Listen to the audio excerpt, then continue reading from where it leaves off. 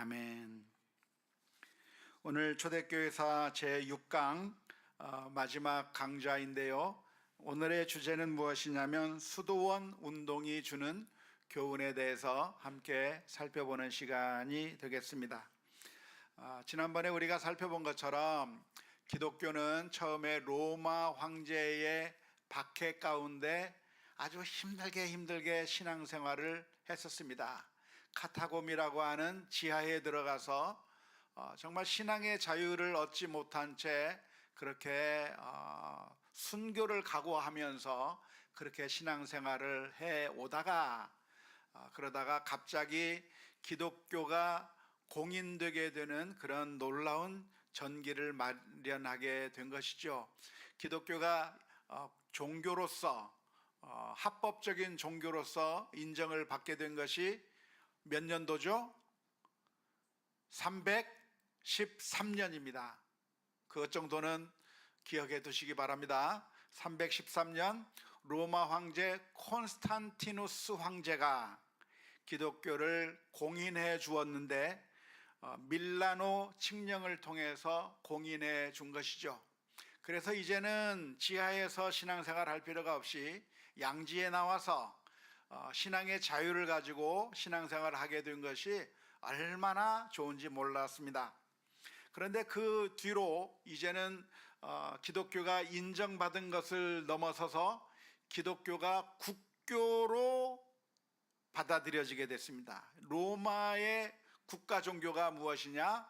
기독교가 된 것이죠. 언제 기독교가 로마의 국교가 되었습니까?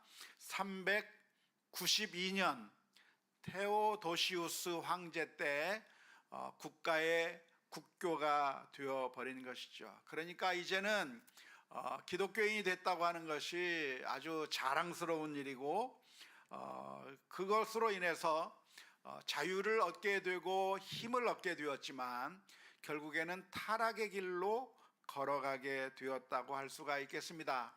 목회자들이 정부로부터 인정을 받게 되면서 또 세금을 면제받고 그리고 온갖 그 권력을 가지게 되고 교회에 출석하는 것이 출세를 할 수 있는 그런 길이 되기도 했고 그러다 보니까 믿음 때문에 교회에 오는 것이 아니라 교회를 다님으로써 얻을 수 있는 유익 때문에 교회를 찾는 사람들이 생겨나게 되었던 것이죠. 그래서 우리가 지금까지 초대교회사를 쭉 살펴봤는데 초대교회 내에 여러 가지 다투는 일들이 많이 있었습니다. 이 세례가 진짜 세례냐 가짜 세례냐 뭐 이것이 옳냐 그러냐 하면서 그런 논쟁들이 많이 있었는데 사실 그런 논쟁의 배후가 무엇이냐면 이 로마 정부 내에서 어떤 그 종교적인 권력을 취득하기 위한 자기들이 자기네 파가 뭔가 좀 권력을 갖기 위한 권력 투쟁의 성격들이 많이 있는 것이죠. 결과적으로 종교가 이런 국가 권력과 결탁하게 되면서 결국은 종교는 타락의 길을 걸어갈 수밖에 없게 된 것이죠. 이렇게 종교가 타락하게 되는 그 순간에 정말 믿음을 가지고 있는 신실한 성도들은 참된 신앙을 갈망하게 되어 있습니다. 야, 이건 아닌데 교회가 이렇게 타락하면 안 되는데 하는 그런 거룩에 대한 갈망들이 성도들 사이에서 나타날 수가 있는 것이고요. 그래서 그렇게 기성교회에 대해서 참 염증을 느끼고 이건 정말 타락한 교회다. 성직자들도 다 타락해버렸고 성도들도 다 타락해버렸고 종교와 권력이 결탁되어 있는 그런 시스템 속에서 참된 신앙을 가지고 있는 것은 불가능하다고 여긴 사람들이 어떻게 해야 되는가? 이런 교회를 뛰쳐나가서 정말 하나님 앞에서 1대1의 신앙생활을 하겠다. 내가 이런 그런 교회라고 하는 그런 조직 속에서 신앙생활 하는 것이 아니라 내가 하나님 앞에서 진실하게 신앙생활 하겠다고 하는 사람들이 생겨나게 될 수밖에 없었던 것이죠. 이렇게 참된 신앙을 찾으려고 하는 그런 열망들은 종교가 타락할 때마다 늘 일어나는 현상입니다. 종교가 타락하면 다 타락하는 것이 아니라 참된 신앙을 얻기 위해서 그렇게 자신의 신앙을 지키려고 하는 그런 순수한 믿음의 사람들이 등장하게 되어 있는 것이죠. 예수님 당시에도 유대교가 타락했기 때문에 당시의 유대교 타락상은 어디서 알 수가 있습니까? 예루살렘 성전에서 드려지는 제사가 돈으로 재물을 사고 팔고 거기에 이권이 걸리고, 그래서 이 제사장, 대제사장이 되는 것이 돈을 주고서 그런 제사장을 될 수가 있고 대제사장이 되고, 그것을 하나의 어떤 이권이 되어버리게 되었을 때 예수님 당시에 에세네파라고 하는 사람들, 쿰난 공동체라고 하는 그런 사람들, 이런 사람들은 다 광야로 가서 광야에서 순수한 신앙을 지키려고 했던 사람들이 있었던 것이죠. 이것과 마찬가지로 기독교가 자꾸만 타락의 길로 걸어가게 되자 내가 사막에서, 광야에서 정말 자신의 진실한 신앙을 지키고자 하는 그런 사람들이 나타났다고 할 수가 있겠습니다. 기독교 역사상 최초의 수도사라고 알려진 사람이 있는데 그 사람이 누구냐면 안토니우스라고 하는 수도사입니다. 사막의 성자 안토니우스라고 하는 사람인데요, 이 사람의 얼굴을 어떻게 알 수 있을까요? 그냥 상상으로 그림 그리는 사람이 그린 겁니다. 피에로 디 코시모라고 하는 사람이 그린 안토니우스의 그림에서 이렇게 볼 수가 있는데요, 이 안토니우스라고 하는 사람은 이집트의 사막으로 가서 교회 공동체에 있었던 것이 아니라 이집트의 사막으로 가서 거기서 사막에서, 광야에서 생활하면서 이 세상의 유혹을 다 떨쳐내려고 하는 최초의 수도사였다고 알려져 있었습니다. 원래 이 안토니우스라고 하는 사람은 원래 부자였다고 해요. 엄청난 갑부였는데 성경을 읽다가 마태복음 19장 말씀에 젊은 관원이 와서 선생님이여 내가 어떻게 하여야 영생을 얻습니까? 라고 물었을 때 예수님께서 네가 가지고 있는 모든 것을 팔아서 가난한 자들에게 다 줘버리고 너는 나를 따르라 라고 하는 그 마태복음 19장의 말씀을 읽으면서 깊은 감명을 받은 거예요. 내가 천국에 가려고 한다면 물질이 있어서는 천국에 못 가는구나, 부자는 천국에 못 가는구나, 그런 생각이 들어서 이 안토니우스라고 하는 사람은 자신에게 있던 모든 재물들을 다 가난한 자들에게 나누어 줘 버리고 저 이집트의 광야로 들어가서 그리고 공동묘지 사이에 살면서 거기서 혼자 성경을 읽고 기도하면서 오로지 하나님만 바라보는 그런 신앙생활을 하게 된 것이죠. 그 사람의 이야기가 들리게 되자 사람들이 그 안토니우스를 아주 신기하게 생각하고 안토니우스를 한번 만났으면 좋겠다고 하는 추종자들이 많이 생기게 됐습니다. 그렇잖아요. 누군가 정말 특이한 신앙생활 하는 것 같다 싶으면 사람들이 몰려들게 돼 있는데 그 당시에도 수많은 사람들이 몰려들어서 안토니우스라고 하는 이 수도사를 한번 만났으면 좋겠고 그 사람의 손을 만졌으면 좋겠고 해서 수많은 사람들이 몰려든 겁니다. 그러니까 이 사람이 또 도망가요. 너무 사람이 많아서 내가 수도하는데 너무 힘들다. 그래서 옛날 로마군이 사용하던 요새 속으로 들어가서 거기서 생활하면서 한 6개월마다 한 번씩 자신의 친구들이 가져다주는 마른 빵과 소금으로 연명을 하면서 그렇게 수도 생활을 이어나갔다고 합니다. 그런 사람의 이런 수도사를 보면서 수많은 사람들이 추종했는데 이 사람이 손을 만져주기도 하면 병자들이 낫기도 하고, 그리고 콘스탄티누스 황제가 이 사람의 이야기를 듣고 찾아와서 국정을 뭔가 결정하려고 할 때 이 사람에게 물어보고 이 사람에게 조언을 들어서 콘스탄티누스 황제가 어떤 일을 결정하기도 하는 등 이 사람의 그 소문이 널리 퍼져서 유명 인사가 된 것이죠.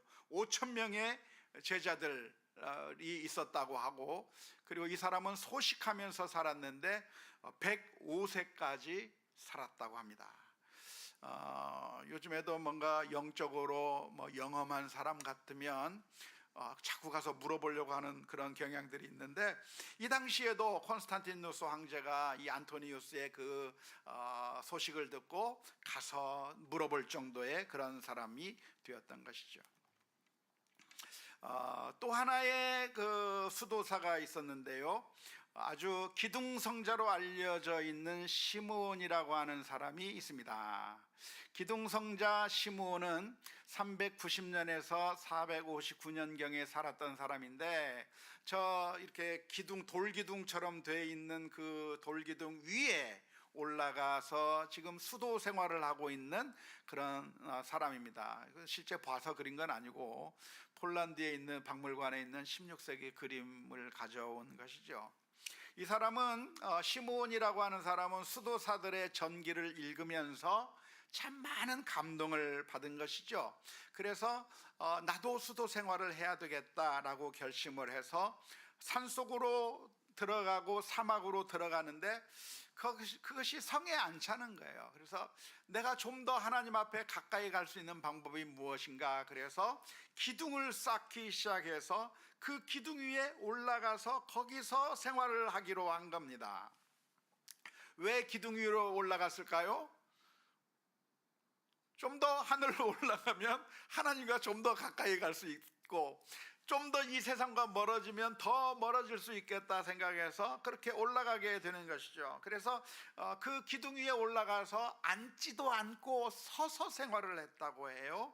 과연 어떻게 서서 생활했는지 이해는 할 수 없지만, 그 기둥 위에서 계속 내려오지도 않고 살면서 밑에서 제자들이 빵을 올려주면 그 빵을 받아 먹고 최소한의 소식을 하면서 살았는데, 머리도 안 깎아서 그 머리가 저 밑에까지 올 정도였다고 합니다.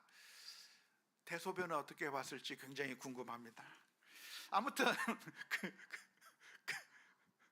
그 위에 올라가서 수도하면서 그렇게 오로지 하나님만을 묵상하고 성경을 읽고 찬송하는 그런 삶을 살게 되었던 것이죠.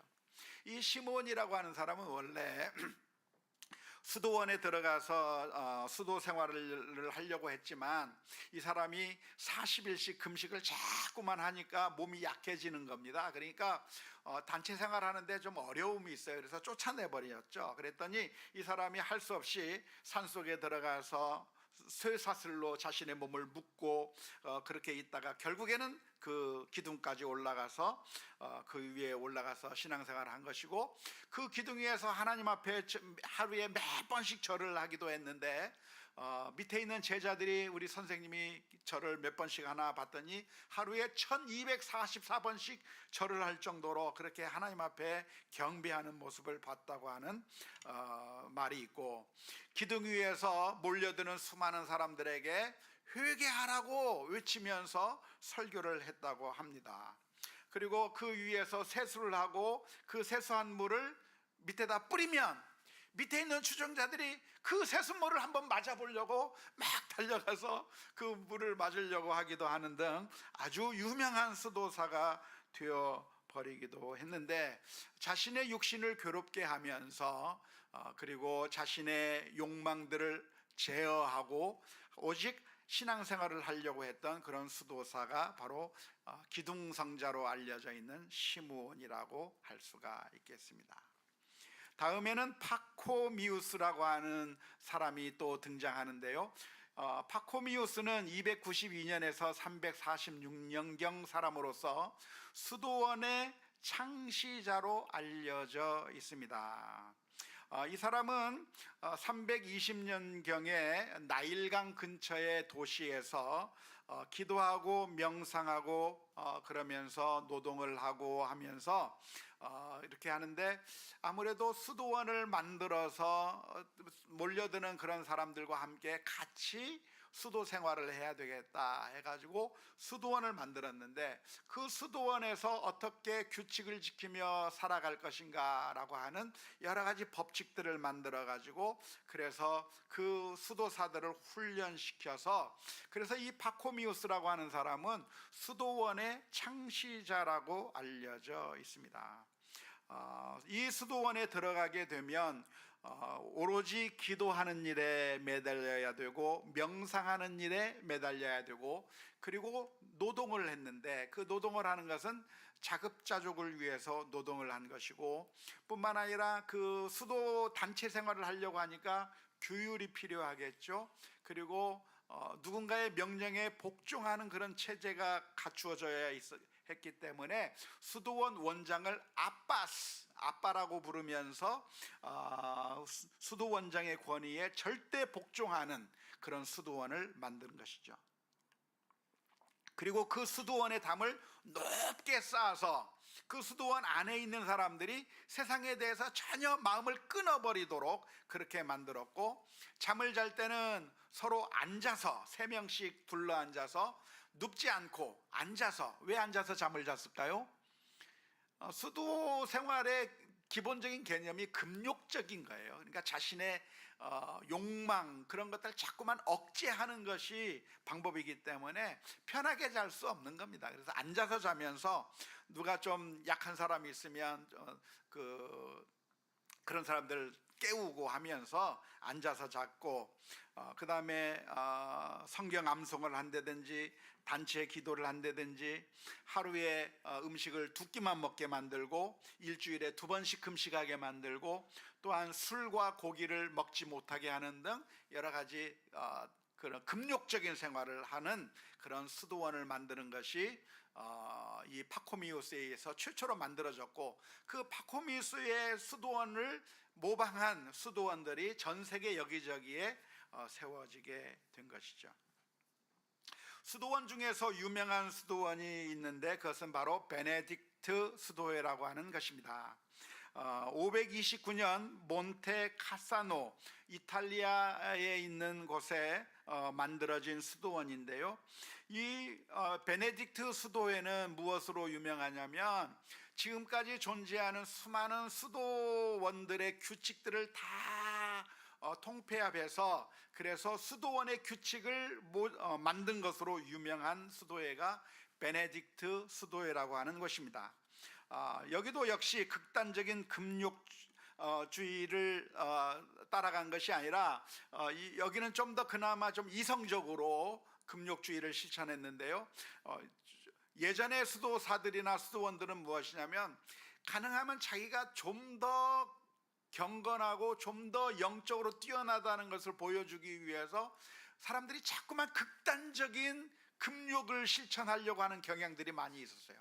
그래서 아무튼 뭘 먹질 않는다든지 잠을 안 잔다든지 등등 해서 극단적인 금욕으로 나가려는 경향들이 있었는데, 이런 베네딕트 수도회는 그렇게 하는 건 아니다, 좀 우리가 할 수 있는 만큼만 해야 된다고 해가지고 극단적인 금욕주의를 배제하면서 적절하게 먹고, 포도주는 우리의 건강을 위해서 조금씩 사용하고, 노동도 하고 공부도 하면서, 이 베네딕트 수도회 안에서는 성경 공부뿐만이 아니라 여러 가지 공부를 많이 시켜서 도서관도 만들고 해서, 이 베네딕트 수도에서는 학자들도 많이 나오고 그랬는데, 이 베네딕트 수도회의 그 원칙들 가운데 뭐가 있냐면, 독신으로 살아야 된다, 청빈한 삶을 살아야 된다, 복종해야 된다, 무조건 따라야 된다, 무조건 순종해야 된다, 이런 규칙들이 있었는데, 요즘 캐톨릭 교회에서 신부들 그리고 수녀들이 독신으로 살아가는 이유가 어디에서 근거되냐면, 바로 이 베네딕트 수도회에서 독신으로 살아야 된다라고 하는 그런 규정들이 결국 카톨릭 교회에도 이어져서 계속 이렇게 나왔다고 할 수가 있겠습니다. 그러니까 수도원 운동인을 보면은 대체로 이렇게 경건한 삶을 살려고 하는 그런 운동으로 시작이 됐는데, 그런데 이 수도원 운동이 계속해서 경건한 모습을 보여주었느냐면 사실은 그렇지 않습니다. 처음에는 아주 경건하고 금욕적인 모습으로 가게 됐는데 나중에는 다 일반 보통 교회에서 타락한 현상들이 수도원에 그대로 나타나게 된 것이죠. 성적인 문제, 돈의 문제, 권력의 문제들이 수도원에 그대로 나타나게 됩니다. 왜? 수도원으로 재산들이 많이 들어오게 됐거든요. 그러니까 수도원에 들어오면서 재산을 다 바치고 들어오는 겁니다.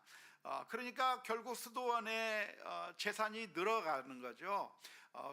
땅들도 많이 생기게 되고, 그러니까 수도원을 둘러싼 권력이 또 다투게 되는 것이고, 돈 문제가 불거지게 되고, 뿐만 아니라 그래서 고아원도 생기고, 사실 그 고아원이 누구냐? 수도사들의 아이들을 거기다 기르기도 하는 등 역시 수도원들도 타락의 길로 가게 되었던 것이죠. 그런 것을 겪으면서 또다시 이제 제대로 된 수도원을 세워보자 해서 기욤 1세라고 하는 사람이 만든 클루니 수도원이라고 하는 것이 만들어집니다. 프랑스 동부의 클루니에 세워진 베네딕트 수도회 가운데 하나인데, 여기는 귀족들도 많이 들어오게 되고 옛날에 그 베네딕트 그 규칙서를 다시 채용하기도 하면서 성직 매매도 반대하고 결혼도 반대하고 부패한 성직자들을 개혁하기도 하는 등 그렇게 엄청난 개혁 운동을 많이 벌인 것도 있고, 또 시토 수도원이라고 하는 것도 유명한데 1098년에 베네딕트 수도 규칙을 회복을 목적으로 세운 그 시토 수도원에는 거기에는 또 열심히 사람들이 모여서 자급자족해야 된다 해서 농사법을 개발해서 주변 사람들에게 알려주기도 하는 등 그런 수도원의 명맥들이 계속 이어져 내려오다가 12세기 13세기에 들어서 프란치스코 수도회, 도미니크 수도회라고 하는 것들이 만들어집니다. 프란치스코 수도회는 지금까지 가만히 보니까 왜 수도원이 타락하게 되었는가? 돈 때문에 자꾸 타락하는 것 같아요. 그래서 프란치스코 수도회에 들어가면은 아예 재산을 받지 않고 그리고 구걸해서 다녀라. 수도사들이 탁발 수도회가 되는 겁니다. 우리나라 그 스님들도 보면은 이렇게 시주 받아가면서 살잖아요. 그런 이유가 뭐냐면은 그냥 자신의 것을 안 갖고 그저 남이 주는 대로 먹고 산다, 그런 의미거든요. 프란치스코 수도회도 우리가 정말 가난하게 살아야 된다고 하면 어떻게 해야 되는가? 자꾸만 재산을 수도원에 모아둘 것이 아니라 그런 걸 다 버려두고 우리가 구걸해서 다니면서 탁발하고 다니면서 그렇게 먹고 살자, 그렇게 하는 수도회가 되었던 것이죠. 그래서 결국에는 이제 그런 탁발 수도회가 돼가지고 프란시스코 수도회가 계속 그런 식으로 내려오다가 제자들 사이에 막 논쟁이 벌어진 거예요. 야, 이거 우리가 그래도 좀 돈이 필요하지 않을까? 아니야, 우리는 돈 필요 없어, 탁발하면서 계속 해야 돼 하면서 제자들끼리 서로 싸우고 그러다가 결국 누가 이겼을까요? 돈이 필요하다는 쪽이 이겼습니다. 그래서 결국은 이제 또 타락하게 길로 가게 되었다고 할 수가 있겠고요.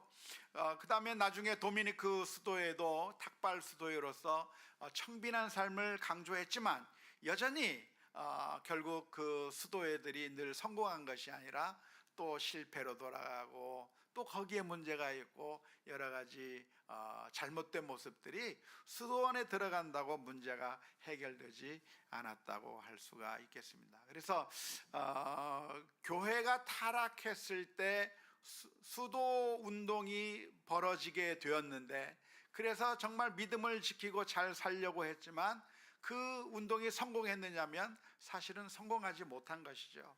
왜냐하면 수도원에 들어가도 여전히 문제는 그대로 있는 겁니다.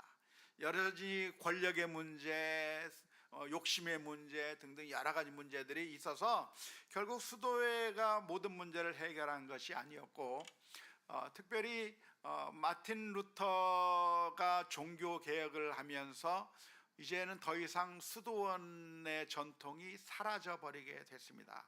우리 개신교에는 수도 이런 게 있습니까? 없습니까? 우리 개신교 쪽에 별로 잘 못 들어보셨죠? 캐톨릭 쪽에 가면 거기에서는 수도회가 계속 지금도 이어져 내려오고 있어요. 그래서 프란치스코 수도회, 도미니크 수도회, 베네딕트 수도회, 무슨 큰 마리아 큰딸 수도회, 등등 무슨 수도회 가지고 남자든 여자든 그 수도원 안내가 뭐냐면 우리의 재산을 다 내버리고 가난하게 들어가서 하나님만을 섬기고 그 다음에 우리 주님을 신랑으로 모시고 우리는 독신으로 산다는 그런 수도원의 전통이 캐톨릭에는 계속 내려오고 있는데 우리 개신교 쪽에는 그런 수도원의 전통이 하나도 없습니다. 왜 그랬을까요? 마틴 루터가 종교 개혁을 하면서 이 수도원의 전통은 이신칭의의 개념에 부합하지 않는다. 우리가 구원받는 것은 어떻게 구원받아요? 믿음으로 구원받는 것이고 우리의 공로로 구원받는 것이 아닌데 수도원 운동의 모토는 뭐예요? 우리가 정말 우리 자신을 거룩하게 만들고 우리가 열심히 그 신앙생활을 잘해서 금욕적인 생활을 해서 하나님께서 보실 만한 그런 거룩한 삶을 살아서 그래서 하나님에게 나아가려고 하는 행위로서 자기 자신이 하나님 앞에 인정받으려고 하는 그런 모습이 수도원의 모습이었기 때문에 마틴 루터는 이런 수도원 운동을 사실은 반대한 거죠. 사실 마틴 루터가 종교개혁을 일으킨 것은 어떤 계기냐면 마틴 루터 자체가 수도원에서 있었던 사람이에요. 그래서 금욕적인 생활을 하고 금식하기도 하고 고행하기도 하고 막 그런 생활을 했는데 로마서를 읽어보면서 그게 아닌 걸 발견한 거죠. 이게 복음이 그게 아니구나. 우리의 행위로 구원받는 것이 아니라 예수 그리스도께서 우리를 위해서 죽으심으로 말미암아 우리가 구원받게 됐구나라고 하는 사실을 깨닫고 마틴 루터가 무릎을 꿇고 막 이렇게 층계를 막 올라가잖아요. 고행하면서 올라가다가 마틴 루터가 이 하나님의 말씀을 깨닫고 그 자리에서 일어서서 이런 것들은 다 필요가 없다 그러면서 수도원 운동이 사라져 버린 것이라고 할 수가 있겠습니다. 오늘날 학자들 가운데는 우리 개신교 내에서 이런 수도 운동을 벌인 것을 안타까워하는 학자들이 조금 있어요. 마틴 루터가 아기를 목욕시킨 후에 그 목욕물을 버린다는 것이 아기까지 같이 버린 거 아니겠느냐, 수도원이라고 하는 것까지 다 같이 버린 것이 아니겠는가라고 그렇게 생각하는 학자들도 종종 있습니다. 하지만 우리가 이 수도원 운동을 가만히 보면서 우리가 한번 결론을 내려봐야 될 것이 있는데 어떤 교훈들을 얻어야 될 것인가. 첫째는 수도원에 들어가거나 수도하는 것이 우리의 영성을 완성하는 것이 아니라고 하는 것을 먼저 우리가 살펴보아야 합니다. 이 세상에 유혹이 사라진 곳, 그래서 완전히 우리가 거룩해질 수 있는 곳이 있느냐 하면 사실은 그렇지 않은 것이죠. 우리가 이 속세를 떠나서 이곳에서 장사를 하고 농사를 짓고 또한 일을 하고 하는 이 세속의 일을 하면서 살다 보면 늘 죄를 지을 수밖에 없으니까, 욕심을 부리면서 살 수밖에 없으니까, 미워하면서 살 수밖에 없으니까 이런 복잡한 세상을 다 떠나버려서 오로지 성경 말씀만 읽고 오로지 기도하고 오로지 찬송하고 묵상하는 그런 수도 세계에 들어가면 내가 거룩한 삶을 살 수 있지 않겠는가라고 하는 것이 수도원의 그런 개념이거든요. 근데 성경적인 가르침은 무엇입니까? 이 세상에 유혹이 없는 곳이 있나요? 없나요? 없어요. 이 세상을 떠나서 수도원으로 간다고 해서 거기가 천국이 되는 것이 아니라 여전히 거기에도 세속적인 욕망들이 그대로 있는 것이죠. 내가 저 사람보다 더 거룩하겠다고 하는 그런 교만함, 또는 이 무엇인가를 성취하려고 하는 그런 교만함, 우쭐거림, 이런 모든 문제들이 사실은 수도원에 들어간다고 해서 없어지는 것이 아니라 그대로 존재한다고 하는 것을 볼 수가 있는 것이고, 결코 수도원에 들어가는 것이 우리의 문제의 해결이 아니다고 하는 것을 먼저 생각해 보아야 할 겁니다. 두 번째로 수도원에 가장 큰 문제가 있다고 한다면 무엇일까요? 그것은 영적인 바리새주의로 회귀하는 것이죠. 예수님께서 바리새인들을 보면서 무슨 말씀을 하셨습니까? 너희가 사람들에게 보이려고 의를 행하고 있는데 그렇게 하지 말라. 정말 철저하게 신앙생활을 하는 것처럼 보였던 그 바리새인들이 하나님 앞에서 빵점짜리 인생일 수밖에 없었던 이유가 무엇입니까? 그것은 영적인 교만함의 문제였고 그런 것이죠. 근데 결국 수도원주의라고 하는 것도 무엇이냐면, 사람들이 수도원에 들어가서 자신을 막 닦고 갈고 닦고 막 한다고 하는데 사실은 그게 영적인 교만일 수밖에 없는 것이고, 그 옛날 바리새인들이 걸어갔던 그 길을 똑같이 걸어가는 것과 같은 모습을 보여줄 수밖에 없다고 하는 점에 있어서 수도가 정답이 아니라고 하는 것이죠. 세 번째는 무엇을 이야기할 수가 있겠습니까? 이건 더 심각한 것인데요, 하나님께서는 우리들에게 사명을 주셨다고 하는 거예요. 하나님께서 왜 우리를 이 세상에 태어나게 하셨는가? 왜 우리를 가정에 넣어주셨고, 왜 우리를 이 마을에 넣어주셨고, 왜 이 사회에서 살아가게 해주셨는가? 하나님께서 우리에게 주신 사명이 있는 것이죠.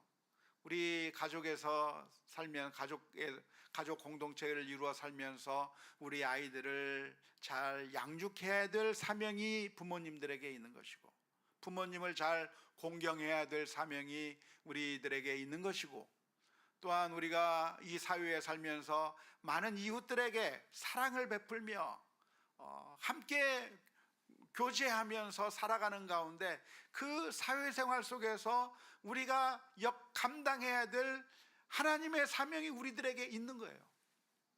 그런데 그 사명들을 다 내팽개쳐 버리고 오로지 나 혼자 기도하고 찬송하고 성경을 읽고 하는, 묵상하고 하는 그런 영적인 것처럼 보이는 일에만 매진하는 것이 과연 그게 바른 신앙생활인가 했을 때 전혀 그렇지 않다는 거예요.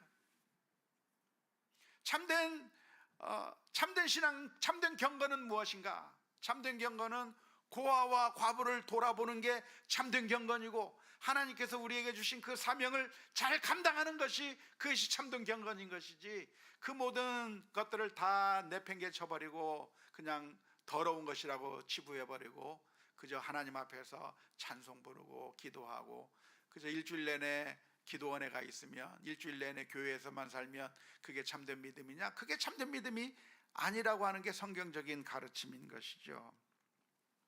그래서 이 수도원 운동의 잘못이라고 한다면 영육 이원론, 성속 이원론이라고 하는 잘못된 관점을 가지고 있다고 하는 것이 문제인 것입니다. 다시 말하자면 우리가 성경을 읽고 기도하고 묵상하고 하는 것들은 거룩하지만, 그게 아니라 내가 일을 하고 사회생활을 하고 가족생활을 하고 하는 이 모든 것들은 더럽고 아주 가치 없는 것으로 보는 그 관점 자체가 결코 성경적인 관점이 아니라는 것이죠. 우리는 우리가 해야 될 일들을 해야 되는 겁니다. 하나님께서 우리들에게 5달란트, 2달란트, 1달란트를 맡겨주셨으면 그걸 가지고 열심히 일을 해서 나에게 주신 그 사명을 잘 감당해야 되는 것인데, 1달란트 그냥 땅속에 묻어두고 나는 성경만 읽고 있어요, 나는 기도만 하고 있어, 하루 종일 기도만 하고 있는, 그게 제대로 된 믿음이냐? 그게 아니란 말이에요. 참된 믿음은 무엇인가? 우리의 삶 가운데서 우리가 하나님께서 우리를 보내주신 그 자리에서 하나님께서 나에게 주신 그 사명들을 해 나가는 것이 참된 믿음의 생활이라고 할 수가 있는 것이죠. 그런데 수도원 운동은 이 세상의 삶 자체를 가치 없는 것으로 만들어 버렸다고 하는 것이 그게 잘못인 것이죠. 다행하게도 종교 개혁자들은 성경을 잘 연구하면서 이런 수도원 운동이 잘못이라고 하는 사실을 깨달은 것이죠. 신부가 되고 수녀가 되고 수도사가 되는 것이 제일 좋은 것이 아니라 직업 소명론이라고 하죠. 농부도 하나님의 사람이다. 장사하는 사람도 하나님의 사람이다. 하나님의 일을 하고 있는 것이다. 내가 지금 학생들을 가르치는 그 일도 하나님의 일을 하고 있는 것이고, 병자를 치유하는 것도 하나님의 일을 하는 것이고, 우리가 하는 그 모든 일들이 가치 없고 의미 없는 것이 아니라 사실은 하나님께서 내게 주신 거룩한 사명이라고 하는 직업 소명론이 종교개혁자들이 발견한 성경적인 원리라고 할 수가 있는 것이죠. 그럼 수도원 운동은 무슨 빵점짜리냐? 그건 아니에요. 그 의도와 그 정신만큼은 우리가 그대로 어느 정도 인정해 줄 필요가 있습니다. 왜냐하면 우리 자신을 돌아보고 하나님 앞에서 경건하게 살려고 했던 수도사들의 마음은 어떤 한편으로는 우리가 본받아야 할 것이라고 생각이 드는 것이죠.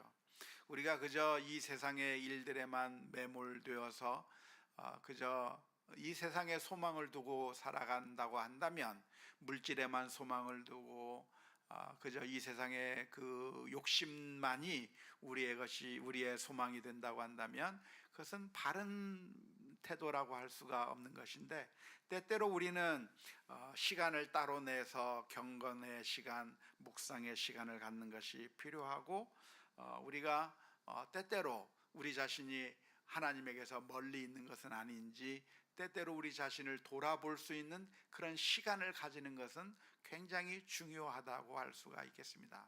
물론 이런 수도사들처럼 이 세상의 모든 것들을 다 내팽개쳐 버린 채 도피해 버려서 살아가는 그런 삶은 균형적이지 못한 잘못된 삶이라고 할 수가 있겠지만, 그러나 우리가 늘 살아가는 가운데 늘 자기 자신을 돌아보면서 내가 하나님에게서 가까이 있는가, 하나님에게서 멀리 떨어져 있는 삶을 살고 있는가를 늘 점검하는 그 태도는 우리가 본받아야 할 것이라고 생각이 됩니다.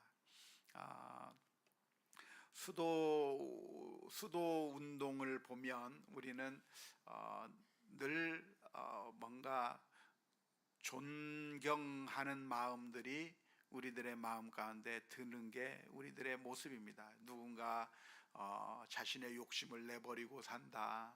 누군가 정말 기도하고 찬송하는 일을 정말 열심히 하면서 산다. 그리고 어떤 사람이 금식을 한다든지, 어떤 사람이 뭔가 종교적인 열정을 다한다고 이야기하면 우리들은 늘 내가 못하는 걸 하네 그러면서 금식을 한다 혹은 뭘 한다 하면 괜히 우러러 보려고 하는 그런 경향이 있는데, 우리가 균형 있게 성경의 말씀을 잘 이해해서 균형이 갖추어진 그런 신앙생활을 해야 되는 것이지 잘못된 길로 가면 안 되겠다 말씀드리고 싶습니다.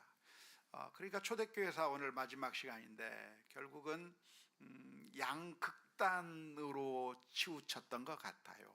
한편은 교회가 공인을 받고 국교가 되면서 세속화 타락의 길이라고 하는 그런 세속화의 길로 간 반면에, 그것에 반발해서 그래서 수도원 운동으로 갔는데, 이 양쪽이 다 이쪽이나 사실은 바람직한 것이라고 말할 수 없겠고, 우리가 균형을 제대로 잘 갖추어서 하나님께서 우리에게 주신 역할들이 무엇인지, 사명이 무엇인지 잘 그 사명에 충실해 가면서 우리가 영적이고 거룩한 삶을 살아가는 일이 우리에게 필요하다 하겠습니다.